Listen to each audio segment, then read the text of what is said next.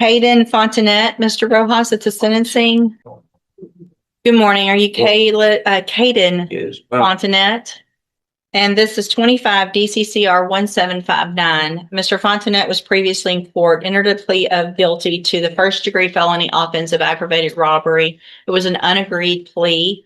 I've received the pre-sentence report. Have you both had an opportunity to review that report? We have, Your Honor. The state has, Judge. Are there any additions or corrections to the report? Not from the defense, not from the state, Judge.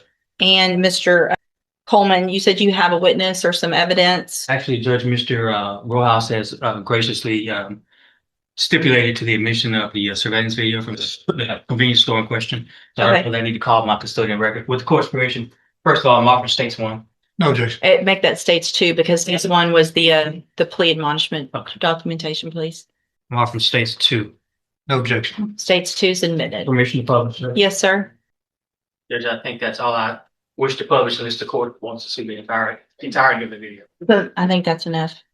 Any other evidence or witnesses? So just brief argument if I may. Any other evidence or witnesses for Mr. Rojas? No, Your Honor, just Mr. Rojas, you may make argument first. thank Go you, ahead. Judge. And obviously, after seeing that video, it makes what we're asking for harder to do. What we're here asking for this morning, Judge, is probation. Mr. Fontanet, he is a young offender. I know the court is tired of hearing the same story over and over again, young guys with guns in here. He's got a limited criminal history. I believe this is his first felony. He's never been on any kind of felony supervision, or felony probation. Unfortunately, he's just fallen into the same situation that we see so many other youthful offenders fall into. He's got no direction in life. He's very little support at home. Sees no way out of the situation that he's in, so he goes and decides to rob a store and get some money. Did the wrong thing. And if his story in the PSI is to be believable for what I believe is the right reason, he's trying to help his mom out at home, trying to pay some bills, keep the lights on. Certainly, there are better ways to go about doing that. And I hope that the time in jail has taught Mr. Fontanet that.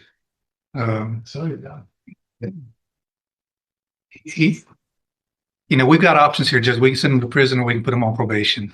Certainly, he's on the road if this conduct continues, he's on the road with prison. I don't know that the day is the best time to make that exit for him.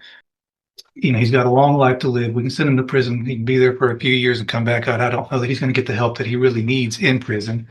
There are programs available on probation that if he's serious about turning his life around, like he says in the PSI, those programs can help him.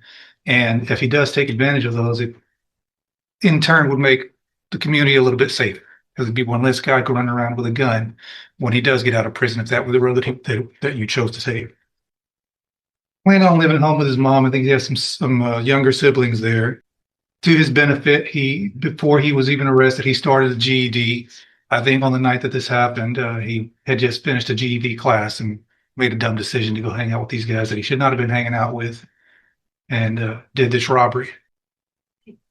Again, Judge, you've got two options. You can send him to prison, or you can try to get him some help on probation, and hopefully he will take advantage of that. And certainly if he doesn't, we're going to know pretty quick, and you'll have another chance to send him to prison, probably for a longer time. All right, thank you. What is the status of the other two?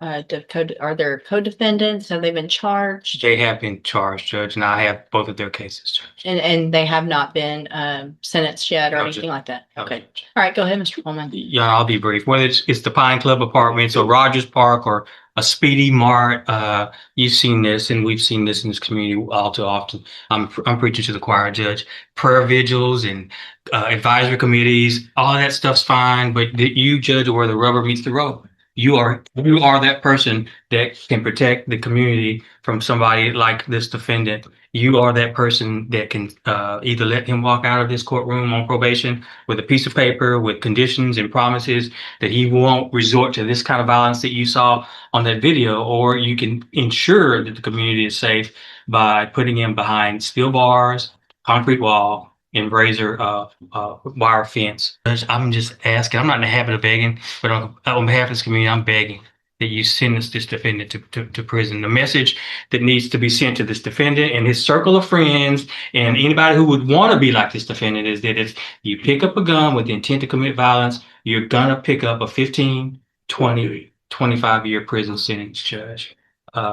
And I'm just asking that you do this on behalf of people who live at the Pine Club apartments, who just want to live in peace, people who want to go take a walk at Rogers Park and not be robbed, and somebody that wants to stop at a Speedy Mart convenience store and pick up some snacks without becoming a victim of a robbery. That's all I have, Judge.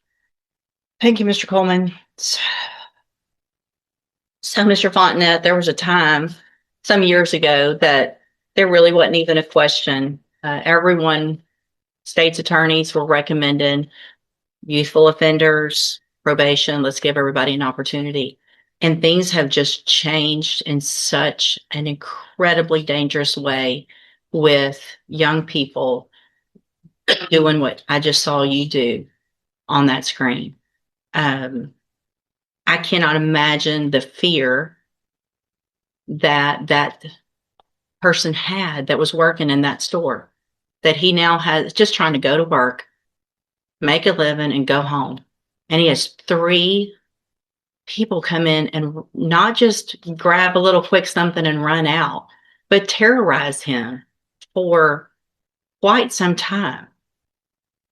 Pulling him around, yanking him around, putting guns in his face, all 3 of you. I also, in addition to the PSI, get jail incident reports. And you apparently like to fight and jump people, which is what's been happening in the jail. So it makes it very difficult for me to go, oh, this is somebody that's going to get out and behave, who can follow the rules, because you can't even follow the rules in jail. And the pre-sentence report shows that you're a high risk level, which tells me that after they've looked at everything, that you don't have, unfortunately, a good likelihood of being successful if I were to put you on probation. And Mr. Coleman's right. We're tired of it. And there's got to be something done. So in cause number 25, DCCR 1759, I'm going to find that you entered your plea of guilty freely and voluntarily. I'm going to find sufficient evidence to find you guilty. And at this time, I'm going to find you guilty of aggravated robbery. I'm going to sentence you to a term of 25 years in the institutional division.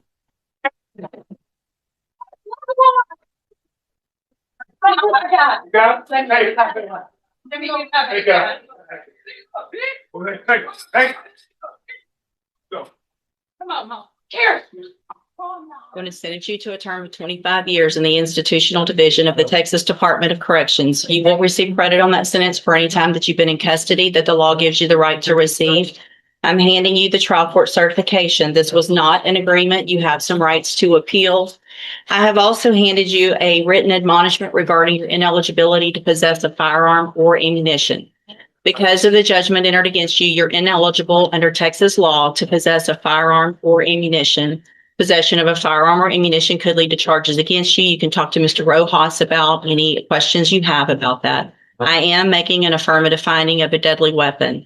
Mr. Fontenette, I understand that this is harsh, and I know you believe this is harsh, but I think this is necessary. I hope that you go and you make things right. You can get out of prison. You're still going to be young, and you can make your life better. That's going to be up to you, okay? You can go back with the bailiff.